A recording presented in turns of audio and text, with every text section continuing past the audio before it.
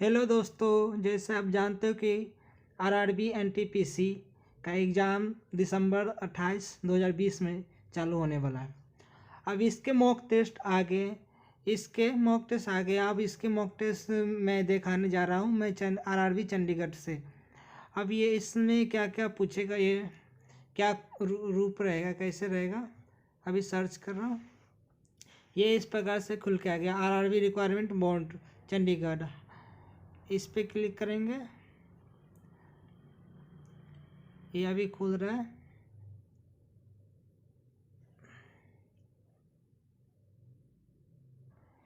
ये मेरा खुल गया।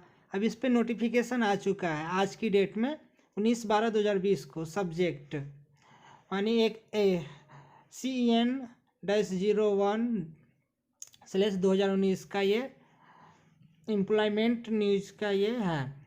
तो फाइनल मॉक टेस्ट लिंक दिया हुआ इस फॉर एग्ज़ाम, यहाँ पे क्लिक करेंगे हम। क्लिक किए, ये खुल के आएगा।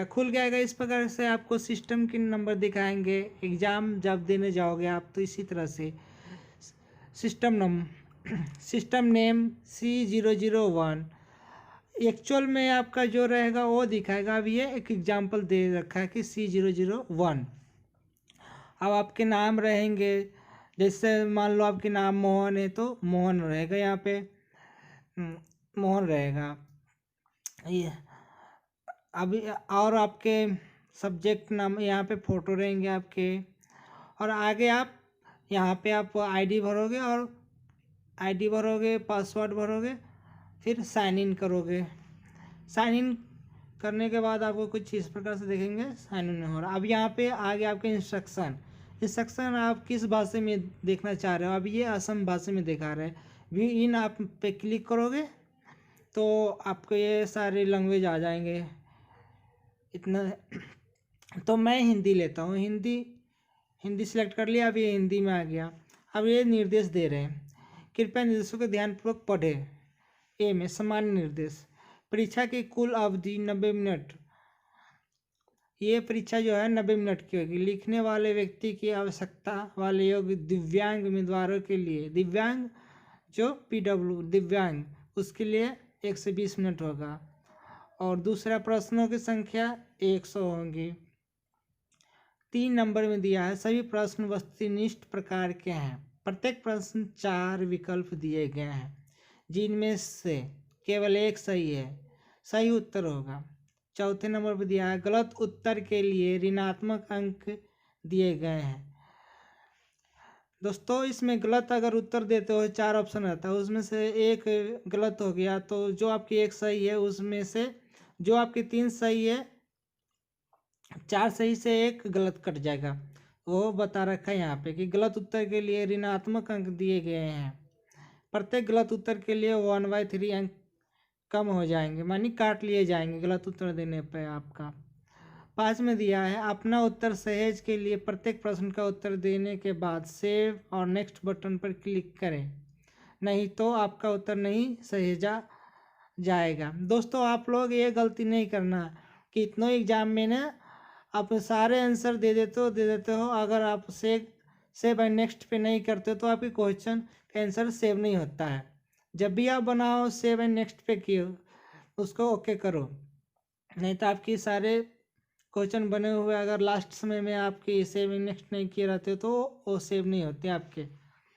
तो और 5 नंबर जो आपके ध्यान देने की बात है कि अपने उत्तर सहेज के लिए प्रत्येक प्रश्न का उत्तर देने के बाद सेव और नेक्स्ट बटन पर क्लिक करें, नहीं तो आपका उत्तर नहीं सहेजा जाएगा। माने का मतलब होता है कि नहीं सेव किया जाएगा।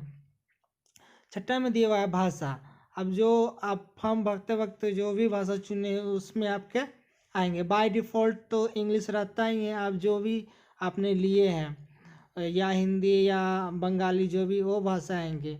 कितनों ने गलती कर दी है इसमें कि इंग्लिश ही ले लिए, तो अब बाय डिफ़ॉल्ट भी हो गया इंग्लिश और वो भी हो गया इंग्लिश।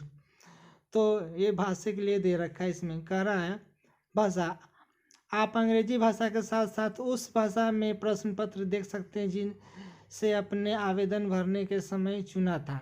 यदि अंग्रेजी भाषा चुनी गई है तो प्रश्न पत्र केवल अंग्रेजी भाषा में दिखेगा, निर्देशों और प्रश्नों को उस भाषा में दिखाया जाएगा जो आपके द्वारा निर्देश पृष्ठ के साथ साथ प्रश्न पत्र के सबसे ऊपर दाएं कोने में ड्रॉप डाउन भाषा चुनी गई सूची से चुनी गई है। स्क्रीन पर प्रश्न चुनी गई भाषाओं में दिखेगा। आप प्रश्न स्क्रीन में सबसे ऊपर दाएं कोने में भी इनके रूप में उपलब्ध ड्रॉप डाउन सूची के आवश्यक विकल्प चुनकर परीक्षा के दौरान प्रश्न पत्र का अंग्रेजी या चुनी गई भाषा संकल्प देख सकते हैं। दोस्तों ये कह रहा है कि आप तो इंग्लिश में ले लिया, अगर आपको कोई और भाषा में देखना हो तो कंप्यूटर की टॉप राइट साइड में आपकी भाषा को चेंज कर सकते हो वहाँ से आपके हर एक क्वेश्चन के लिए, और इसके लिए आपकी टाइम वेस्टेज होंगे। यदि अंग्रेजी और किसी अन्य भाषा के बीच प्रश्न की सामग्री में कोई अंतर पाया जाता है तो अंग्रेजी भाषा में दी गई सामग्री को सामान्य माना जाएगा।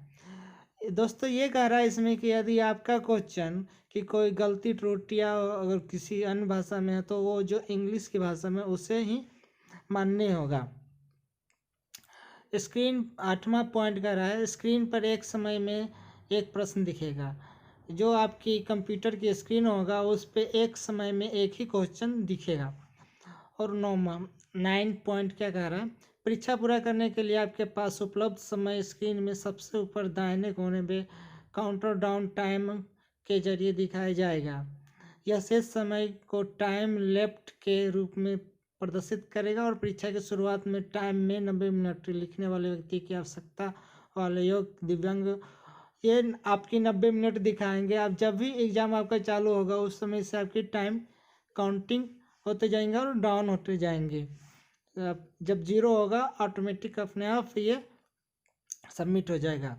और ये दिव्यांग जो कि विकलांग है जो उसके लिए 1 से 20 मिनट दिया गया है और प्रदर्शित होगा। उस समय बीतने के साथ धीरे धीरे कम होता जाएगा और टाइम के 0 तक पहुंचने पर परीक्षा अपने आप समाप्त हो जाएगी और आपकी परीक्षा को सिस्टम द्वारा स्वचालित रूप से सबमिट कर दिया जाएगा।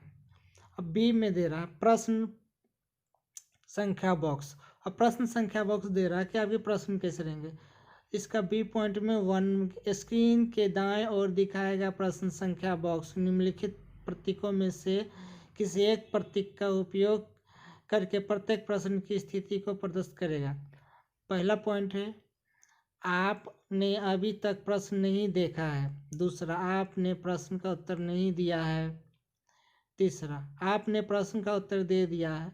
चौथा आपने प्रश्न का उत्तर नहीं दिया है परंतु प्रश्न को परीक्षा के लिए चिन्हित किया है। पांचवा आपने प्रश्न का उत्तर दिया है और समीक्षा के लिए चिन्ह किया गया, इसको मूल्यांकन के लिए स्वीकार किया जाएगा। दोस्तों आपके ये जो कंप्यूटर की राइट साइड में ये दिखेगा सारे आपके आंसर क्वेश्चंस के नंबर, ये सारे आप जो भी आंसर दिए हो नहीं दिए हो ये आपके पॉइंट में दर्शा रहे हैं सब जो भी है, जो 1 to 5 पॉइंट जो है। अब प्रश्न के लिए मार्क फॉर रिव्यू स्थिति से केवल इतना पता चलता है कि आप उस प्रश्न को फिर से देखना चाहते हैं। और मार्क फॉर रिव्यू उस क्वेश्चन को कहते हैं दोस्तों कि जो आपके क्वेश्चन डाउट है आंसर देने में, अगर क्वेश्चन की जैसे कि नहीं हो रहा है तो उसको आप मार्क रिव्यू करके छोड़ दो, लास्ट में आप उसको आंसर दे सकते हो। अब दूसरी पॉइंट है प्रश्न संख्या बॉक्स को मिनिमाइज करने के लिए आप प्रश्न संख्या बॉक्स के बाएं ओर स्थित तीर पर क्लिक कर सकते हैं। और ये कह रहा है प्रश्न संख्या बॉक्स को मिनिमाइज करने के लिए आप बाएं ओर की तीर पे क्लिक करके कर सकते हैं, जो कि इस प्रकार से दिखाया गया आपको। तीर पर क्लिक करते हैं तो इसे आप प्रश्न को स्क्रीन पर बड़े आकार में देख पाएंगे। प्रश्न संख्या बॉक्स को फिर से देखने के लिए आप स्क्रीन के दाईं ओर स्थित तीर पर क्लिक कर सकते हैं। इस प्रकार से ये देख सकते हैं। अब तीसरी पॉइंट कहते हैं आप बिना स्क्रॉल किए प्रश्न क्षेत्र में सबसे नीचे जाने के लिए पर क्लिक कर सकते हैं और सबसे ऊपर जाने के लिए क्लिक कर सकते हैं। चौथी पॉइंट बोल रहे हैं प्रश्न संख्या बॉक्स के ऊपर आपकी चौथी पॉइंट जो बोल रहे हैं, प्रश्न संख्या बॉक्स के ऊपर दिए गए नहीं दिए गए उत्तर नहीं दिखे गए समक्ष के लिए चिन्हित किए गए और समक्ष के लिए उत्तर दिए गए और चिन्हित किए गए प्रश्नों की संख्या सारांश देखे तो इस प्रकार रहेंगे। आप सी प्रश्न का उत्तर सही, सी प्रश्न का उत्तर देना। अब इस प्रकार से आप उत्तर देने के लिए पहला प्रश्न संख्या 1 से 100 तक क्रम के स्क्रीन पर दिखेगा, जिनका उत्तर नीचे बताए गए अनुसार एक एक करके दिखाई जा सकता है।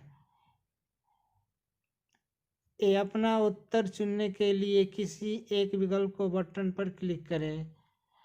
बी अपने उत्तर का चयन रद्द करने के लिए चुने गए विकल्प के बटन पर फिर से क्लिक करें या क्लियर रिस्पांस बटन पर क्लिक करें। सी चुने हुए उत्तर को बदलने के लिए उस विकल्प पर बटन पर क्लिक करें जिसका चयन करना चाहते हैं। दोस्तों आप डी अपना उत्तर सहेज जाने के लिए। दोस्तों यहाँ सहेज जाने का मतलब होता है सेव करने के लिए। दोस्तों यहाँ सहेज जाने का मतलब होता है सेव करने के लिए। आपको सेव एंड नेक्स्ट बटन पर आवश्यक तौर पर क्लिक करना होगा। अगर दोस्तों आप सेव एंड नेक्स्ट पे नहीं क्लिक करते हो तो आपके जो भी उत्तर है वो सेव नहीं होगा और काउंटिंग नहीं होगा। ई यदि प्रश्न के लिए चिन्हित विकल्प पर संदेश हो तो mark for review and button पर क्लिक करें। मैं दोस्तों आगे भी बता चुका हूँ ये आपके बात।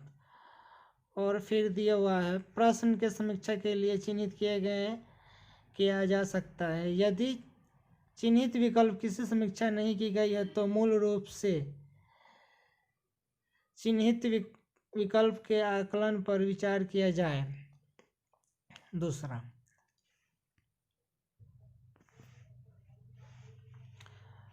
दूसरे नंबर पर पहले से उत्तर दिए गए प्रश्न का उत्तर बदलने के लिए सबसे पहले प्रश्न संख्या बॉक्स में जाकर उस प्रश्न संख्या पर क्लिक करें और ऊपर में बताए गए अनुसार दोनों की प्रक्रिया का पालन करें। इस प्रकार से आपको करने होंगे। फिर डी चित्र को बड़ा करने के लिए निर्देश। अगर आपका कोई प्रश्न नहीं दिख रहा है तो उसको बड़ा करने के लिए निर्देश दिए गए। प्रश्न में दिए गए चित्र को बड़ा करके देखने के लिए चित्र पर क्लिक करें और माउस को स्क्रॉल व्हील को घुमाएं। दोस्तों अगर कोई भी आपका जो प्रश्न है वो चित्र दिया गया अगर नहीं दिखता तो उस पर क्लिक करें और माउस को स्क्रॉल करने से आपके ये बड़े दिखेंगे। अब इस प्रकार से आप नेक्स्ट जाना होगा तो नेक्स्ट पे क्लिक करेंगे। मैं चला गया नेक्स्ट। अब ये नेक्स्ट आने के बाद आपके इम्पोर्टेंट इंस्ट्रक्शन दिया है जो कि आपको जरूर पढ़ना चाहिए। परीक्षा हॉल परिस्थिति में किसी प्रकार के कदाचार, अनुचित सावधान, दुरुपयोग और अनुसूचित में शामिल होने से उम्मीदवार का अयोग्य घोषित किया जाएगा और उसे रेलवे की सभी भावी आरआरबी परीक्षा और नियुक्ति से बाहर रखा जाएगा। दोस्तों अगर कोई परीक्षा में अगर कदाचार करते तो आप क्या आगे की कोई भी आरआरबी परीक्षा नहीं दे सकते, ये बता रहा आपके। फिर रफ काम के लिए दी गई रफ सीटों पर उम्मीदवार को अपना नाम और रोल नंबर लिखना चाहिए। रफ सीटों को परीक्षा के बाद वापस करना होगा। फिर दिए हुआ पॉइंट सीबीटी के पूरा होने के बाद उम्मीदवार को निरीक्षक के लिए निर्देश की प्रक्रिया करनी चाहिए और सोशल डिस्टेंस का अच्छी तरह से ध्यान रखकर व्यवस्थित तरीके से परीक्षा हॉल से निकलना चाहिए। दोस्तों कोरोना काल है इसलिए ये सोशल डिस्टेंस भी ध्यान में रखना होगा। फिर परीक्षा हॉल के बाहर किसी भी समूह चर्चा या भीड़ में शामिल हो और अपना सामान यदि कोई हो लेकर तुरंत परीक्षा केंद्र से बाहर निकले, ये करना होगा। अब आपके नीचे आ गए फिर चूज योर डिफ़ॉल्ट लैंग्वेज। आप डिफ़ॉल्ट लैंग्वेज कौन सा रखना चाहते हो वो चूज कर लो। आप जो भी रखना चाह रहे हो डिफ़ॉल्ट लैंग्वेज बाय, तो मैं अगर इंग्लिश, मैं हिंदी ले लेता हूँ, हिंदी ले लिया, ये हिंदी हो गया। तो इसमें आगे आपके घोषणा पत्र करा मैं, तो आपके घोषणा पत्र पे क्लिक करना होगा। क्लिक करने के बाद आपको क्या, मैं निर्देश पढ़ लिया हूँ और समझ लिया हूँ, मुझे आवंटित किए गए सभी कंप्यूटर हार्डवेयर उचित कार्य स्थिति घोषणा ये सब सारे हैं परीक्षा शामिल। आपको I am ready to begin पे क्लिक करना होगा।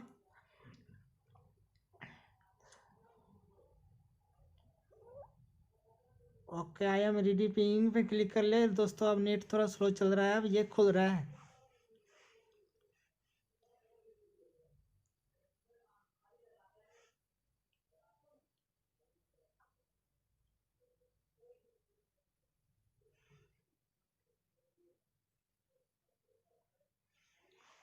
ये खुल के कुछ इस प्रकार से आपको दिखेंगे। ये तो मोबाइल में दिख रहे हैं ऐसे, आपके लैपटॉप पर करोगे। मैं डेस्कटॉप कर रहा हूँ। इसको डेस्कटॉप करने के बाद देखो, आप जैसे आपके सिस्टम में खुलेगा वैसे ही इस पर खुल जाएगा। ये सारे फिर से आ गया, वो मैं जो भी किया था हिंदी करो, नेक्स्ट करो, एग्री पे क्लिक करके I am ready to preview. Okay,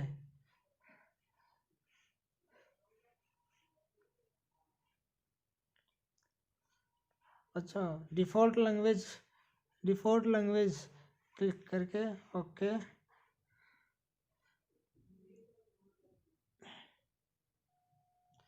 ये आपकी इस तरह से दिखेंगे, सबसे ऊपर दिखेंगे लेफ्ट साइड में एनटीपीसी। ये ऊपर में क्वेश्चन नंबर दिख रहे हैं आपके। अभी पहले नंबर क्वेश्चन पे जो सिलेक्ट है वो रेड है। इस प्रकार से इसके टाइम चालू हो गए हैं। अभी टाइम लेफ्ट बचे हुए कितने वो दिखा रहे हैं आपके इधर। ये 3 पॉइंट क्लिक करने पे आपके प्रोफाइल दिखा देंगे, आपकी लॉगिन आईडी, नेम की जो भी है, फोटो यहाँ पे आपके दिखाएंगे, लॉगिन आईडी, नेम। ये कट कर दो, लेफ्ट टाइम दिखा रहे हैं। यहाँ से आप दोस्तों, आप ये जो है स्टार सा बना हुआ, इस पर क्लिक करोगे तो आपके जो भी अगर लैंग्वेज चेंज करना है चॉइस, उसके हिसाब से आप चेंज कर सकते हो। अभी मैं हिंदी किया हूँ तो ये हिंदी में दिख रहा क्वेश्चन। अगर आपको इंग्लिश करना हो तो इस पर क्लिक करोगे आप। क्लिक करने के बाद आप व्यू के, अब यहाँ से इंग्लिश चुन लो, इंग्लिश। ये क्वेश्चन इंग्लिश में चेंज हो गया। मैं फिर से हिंदी कर लेता हूँ, हिंदी। अब ये हिंदी में हो गया पहले नंबर क्वेश्चन के। अब इसमें दिया गया है कि नवंबर 2020 तक प्राप्त जानकारी अनुसार भारत का मुख्य चुनाव आयुक्त कौन है। तो इसमें जो भी आपके आंसर होंगे दोस्तों, आप उस पर क्लिक कर लोगे। इसमें 4 दिए हुए हैं। अब जो भी आपका है वो आप क्लिक करके उस पर सबमिट कर दोगे। सपोज मैं सुनील अरोड़ा को और हाईलाइट कर लिया, इस पर क्लिक कर लिया। अब नीचे में आ गया 4 ऑप्शन है, clear response, mark for review. तो mark for review and next ये होता है कि आपके कन्फ्यूजन है तो इसके लिए मार्क फॉर रिव्यू कर देते हैं। क्लियर रिस्पॉन्स, आपके आंसर कोई भी नहीं देना है तो क्लियर रिस्पॉन्स कर दो, आपके ये हो गए क्लियर। तो अगर मार्क फॉर रिव्यू करना है, मार्क फॉर रिव्यू कर दोगे तो आगे चलो जाओगे आप दूसरे क्वेश्चन पे। दूसरे क्वेश्चन ये आगे आपके की निपात एक डैश है, कंप्यूटर प्रोग्राम, वायरस, चक्रवात, लड़ाकू विमान। तो कुछ इस प्रकार से है। अब ये आपको सबमिट भी नहीं करना, सेव एंड नेक्स्ट जैसे आपने। अब मैं इसको इंग्लिश में कर रहा हूँ, ये हिंदी, इंग्लिश। अब ये इंग्लिश में आ गया। निफा is computer program virus cyclone fighter plan निफा क्या है, एक ये बताना आपको। जो भी आंसर लग रहा है कंप्यूटर प्रोग्राम तो क्लिक कर दो कंप्यूटर प्रोग्राम, और ये आपके जाने होंगे सेव एंड नेक्स्ट पे क्लिक करोगे। सेव एंड नेक्स्ट करने के बाद आपके तीसरी क्वेश्चन आ गए। इसी प्रकार से सारे क्वेश्चन आपके आएंगे 100 तक। तो इस प्रकार से है आपके, लास्ट में आपके पूरे टाइम खत्म होने के बाद यह सबमिट हो जाएंगे। नहीं अगर टाइम से पहले आप बना लिए हो तो यहाँ पे सबमिट करना होगा। दोस्तों अगर इस चैनल पे आप नए हो तो please subscribe and share and like and watch. Okay bye.